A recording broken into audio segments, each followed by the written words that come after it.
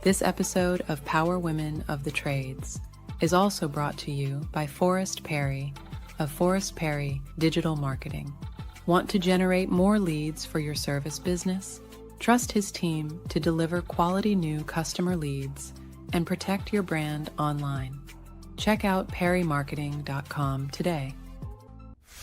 Most businesses' online presence is boring, and by being boring, they're losing out on potential sales and customers. Being interesting and exciting is what draws customers in and gets them to buy from you. But it's hard to be interesting online when you're focused on running your business and taking care of your customers. It doesn't have to be this way. We have the key to unlocking the solution to your problem. Key Heart Marketing can help take your business from boring to brilliant on social media. We can vouch for them. They run our podcast socials. If you want to have a strong social media presence that allows customers to know, like, and trust you, connect with Key Heart Marketing at keyheartmarketing.com. Hey everyone, this is Eric Thomas with Rival Digital, and I am proud to announce that we are the newest sponsor for the Power Women of the Trades podcast. We've been a big fan and supporter of the show for years, and we are just very excited and very honored for the opportunity to now be one of the podcast sponsors. So make sure you check out their page and subscribe to the podcast and listen in on wherever you get your podcast episodes from. Rival Digital is a full-service premier digital marketing agency for the home services industry. We offer everything from website design, search engine optimization, online advertising, public relations, and more. If you're interested in learning more about the services we offer for contractors just like yourself, head on over to rivaldigital.com, and we look forward to chatting with you. Welcome to Power Women of the Trades podcast. This show is all about breaking barriers and changing the game. Our guests will feature some of today's most successful female entrepreneurs and other advocates of our industry as well. Because if there's one thing we know for sure, female-led entrepreneurship drives change on multiple levels. We want to empower women in the trade industry like you so you can maximize your potential, stay balanced, achieve long-term success, and claim ownership over your life. Let's get started. Welcome back to Power Women of the Trades podcast with Cassie and Kaylee. Hey. Today we have Stephanie Allen, and this podcast has been a long time coming. I think we have tried this like 52 different times, and every time it's been like some wild thing that's happened. Yeah, last time it was AT&T had an outage. And we had no signal. And then, but the one time, even going all the way back with Leslie, you were booked with us with Leslie, and that was when we had, that was the AT&T outage where we were like, I was like, I don't know if I want to drive 2 hours with no cell phone signal. Yeah. I don't know what people did in the 1900s, but anyway. Yeah, I think Kaylee's my lucky host. Yeah, she's your lucky. We tried. So right? Because I tried Leslie, I tried Heather, but now I'm here. Yeah, here you are. Yay. Excellent. Welcome to the show. Thank you. Awesome. So Long-time fan. Awesome. Well, tell us, I know a little about you, obviously, but you've had a lot of stuff happen that is happening, but I think you're kind of a really interesting person. So, because I recently found out you're like, okay, here's why I think that. Someone told me you're a lawyer too. Yeah. So like this, did you know that? No, I did not know that. I don't want to say, we just thought you were just a heat and air. That's not what I mean by that, but you didn't just jump into heat and air. So you've got a whole story. I do have a whole story. I think so many of us do have those stories, but I am an attorney and I'm an MBA before I was a trades owner. So how'd you get into it, the trades? I mean, the good story, just like so many of you. I'm married to the best technician there is. Yeah, absolutely. Right? But then, okay, so did you ever practice law and do all that? I sure did. Yeah. Yeah. But Kevin and I figured out like we're just better together. We build better when we're in the same space and focused on the same goals. When I got out of law school, I started working for a couple of different law firms, one of them being my uncle is an entertainment attorney. And so I got to do some fun things. Like I was on Cher's music tour and Pink's, and I did their employment contracts, and I got to see behind the scenes on some of those things. When I was 16, my first job was in a law firm. and I worked in a family law firm, and I knew that that was not the direction I ever wanted to go because that space is heartbreaking. Yeah. So I knew that I wanted to be in business law, in contracts, in mergers and acquisitions, et cetera. It's really funny because I have these double graduate degrees, and I tell people all the time, I don't even think you need to go to college anymore, right? Like, I don't think that that's exactly where we need to be.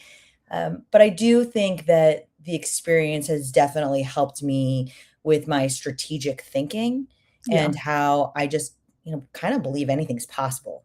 Yeah. I was just talking about this whole anything's possible theory. Like maybe it's a delusion. Maybe I'm insane, but like literally anything I say I'm going to do it. And like be a boutique owner. Works. Yeah. Right. Listen, everyone's like, where did that come from? I'm like, well, it was a long time dream. Our town needed it. I'm not running it. If I was like every day running it, there would be no way.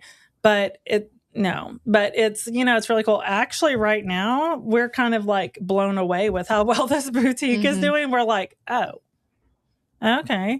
But I love that. I love the fact that you're a fire starter and you plant seeds and then you let other people tend to them, and that's kind of my space too. It's where I love to be. I love creating big ideas. My team knows that I throw hundreds of ideas out and then they just, they pick a few that might stick. Yeah. So. Yeah. We've talked about this a few times, like being a visionary and then an implementer. I can definitely be the visionary and come up with the idea and come up with like, even maybe some of the key pieces, but then I just like hire implementers and then we just get shit done around here. And that's, I think, what I'm seeing with you as well, Steph. So you go so you're an attorney and then you go into, marry the guy. I love the story. Yeah. Right? Kevin and I have been together since we were 18. So we've grown up together. He was with me through the law school experience. When I got into law school, I actually got a full ride. And so I think that that's part of why I've had some flexibility because I didn't have to go right into paying back my law school debt. In fact, the law school debt that I did have was because Kevin and I started our entrepreneurial career with a friend of ours. He had a carpet cleaning business and we invested into that business. And that was the only debt that I had in school. And, we lost $40,000 in a best friend, but we learned that we can be entrepreneurial and that we chose each other. The reason that business didn't work out is because the friend did not want to listen to me. Yeah. He just wanted, to be the big guy in the relationship. And he wanted Kevin to be the blue collar guy. Yeah. And that wasn't how it was going to work out. That's not how it works out in these partnerships for sure. So then you jump into AirWorks. And then how long have you guys been in business at AirWorks? We started in 2010. So we established that. I bought Kev the contractor guides my third year of law school. And we created the logo and the Wix website and all of the things from our living room in Alabama before we moved back to California, where we started the business. Cool. That's awesome. And then, but wait, there's more. So then you've been running this great HVAC business. And then you guys, are you just HVAC? We added plumbing about 2 years ago. Plumbing. Okay. So great trades business in California. And then you started Box for the Trades, which we had Jessica on a while back and heard some. I thought you were going to say, and then I started having babies because I made a full career out of that too. You did. Yeah. You did do that. Sorry, I missed that because you do. And I love your logo with the babies. Yes. So the babies. Cute. It's cute. Thanks. So yeah, there's 4 of those guys running around too. Yeah. Only 2 made the logo. Josh Kelly consulted with us. He told me 2 kids makes me look capable, 3 makes me look crazy. So I'm not sure what 4 would have done on my truck. Right. So I wonder that sometimes when people add kids and then have more, it's like, so do you have a plan of like, okay, these 2 kids one day will get something on the logo, or do you think they'll care? No, we'll just figure it out. I mean, they'll be fine generationally, and they're on a lot of the marketing. They're in my social. They're boys fine. Too. They'll be fine. Oh yeah. That works too. So, but then Box for the Trades came up, and how'd that come about? Yeah. So when I started with ServiceTitan, I knew, so I was actually working with Josh Kelly, and he told me that the average contractor uses about 3% of the capabilities of ServiceTitan. I was like, I'll be damned if I'm wasting that. Right. So I knew that I needed to have expert support with me from the beginning. And so I was one of those contractors that hired a consultant before I even onboarded with ServiceTitan.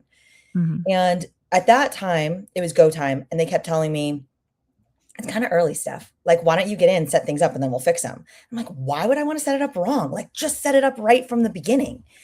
And so I worked with a couple consultants there. There was someone fabulous. She went out on maternity leave. And then I ended up with Gary. And I said to Gary, Gary, I need to hire you full time. Like, I don't want this Cher anymore. Like, come on board. He said, Steph, I'm consulting. I'm happy. I'm not going to do that. But if there's anybody that might even be better than me, it'd be Jessica. So I immediately Facebook stalked her, sent her all of the messages, etc.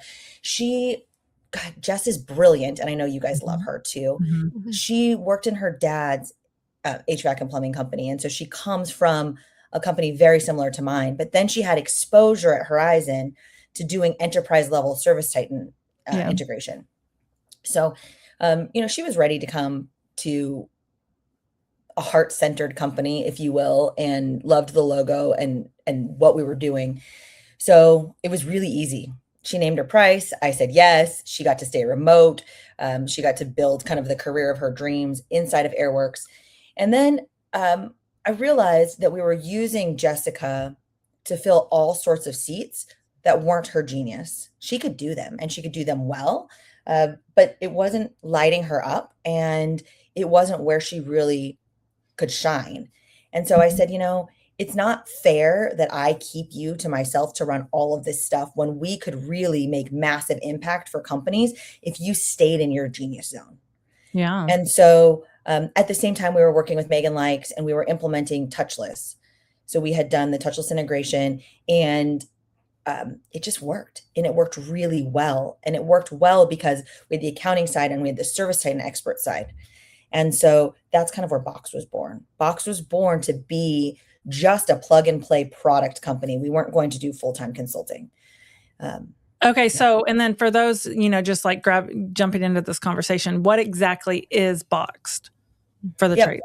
Box for the Trade now is a full service ServiceTitan consulting company. And so we do have particular product lines, like we can do the touchless integration for you, start to finish with your QuickBooks Online. We can install price books. We can do your setting up your configurable payroll, et cetera. But we can also do full-time consulting. And we've found that a lot of companies need the support of the fractional center of excellence from ServiceTitan right in their business. And so, are there a ton of consulting companies out there? Yes. But I think that we're uniquely positioned because we have all worked in the trades. We've all worked in family business. And so we understand how important the implementation of that ServiceTitan solution is and the ripple effects, right? Because I think that's really an important thing to note, because especially if you've seen my social media here lately, I've lit some fires, I guess, unintentionally, but that's apparently what I always do.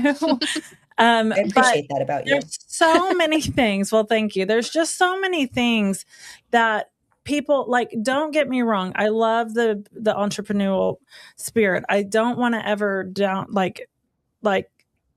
think of less of that, but there are just so many things that had infiltrated our space for so long. And there was all of these silver bullets, all of these things with people operating them that had no effing experience. And then we watched our friends or our peers or these people lose businesses because they put their faith into these people who promised them something they had never freaking achieved themselves. And so for me, I really love that about Box for the Trades, because you have all worked in the space. You do know what you're talking about. You do, I have someone that keeps driving me crazy, wanting us to do something similar to this. And every time I get on this exploration calls with them, they're not me work with them, FYI, side note, them build some stuff for us. They have no ServiceTitan experience. I'm going to train you to do what you know what I mean? And it's just there's so many people looking for an opportunity in the trade space. And I meet them all the time. Why here? Well, it's a great opportunity.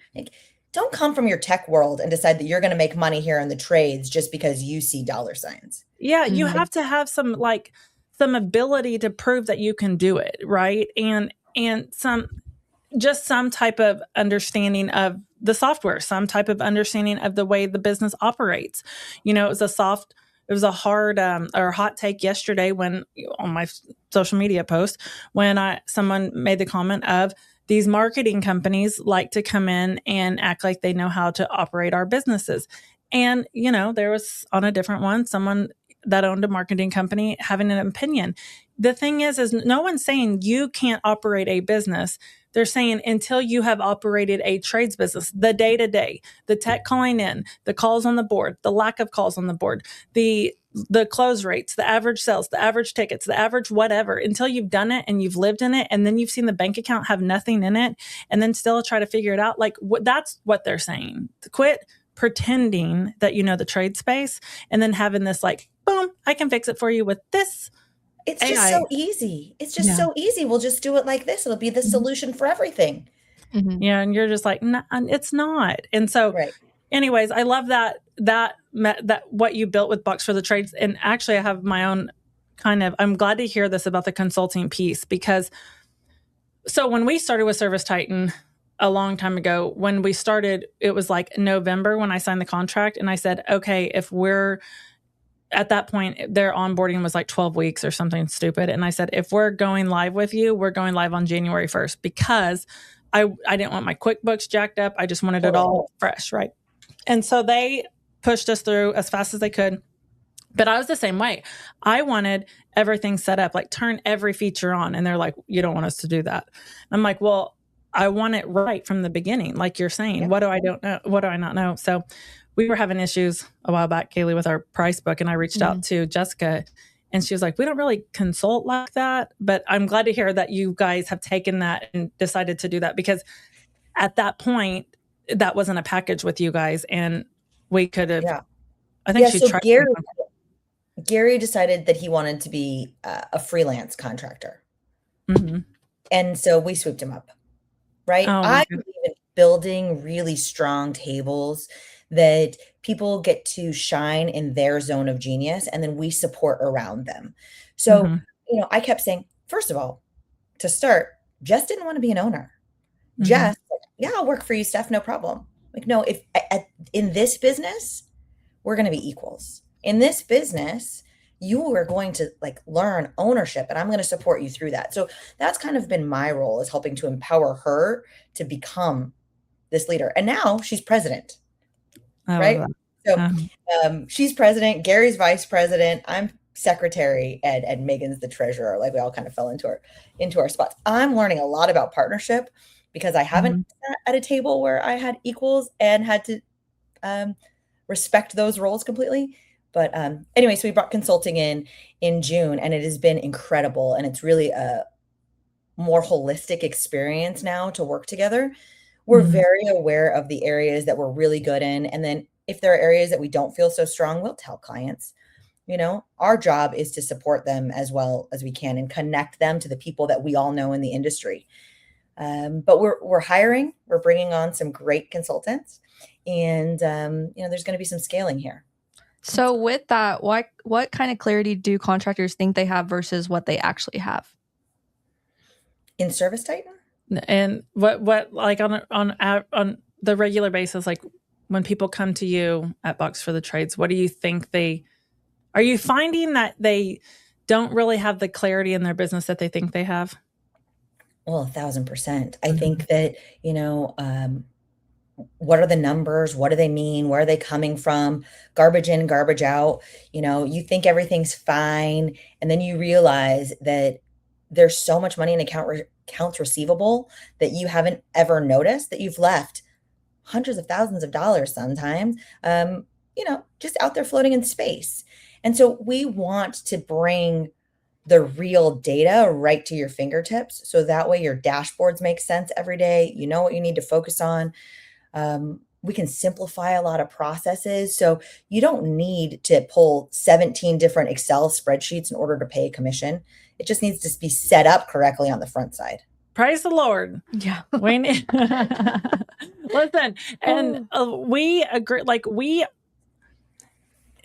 I feel like I always want to be straightforward with who we are, because I think sometimes people will be like, oh, they have it all together. No, we do not. And here's the truth is I've traveled to a lot of businesses. Kaylee has gone with me to other businesses, other places. Nobody does. No, bigger shop, bigger problems. Yeah. Right. Same. And they're often the same thing, but let's get you organized and let's get the foundation set up so that it's really strong and you can count on that. And so that investment is really worthwhile in order to scale, because it's harder to clean it up the bigger you get. Yeah. And I think that sometimes people get to the spot that they don't want to ask for help because they're like, well, they're going to think I'm dumb or whatever. Here's the deal. Like this fall, we identified that we had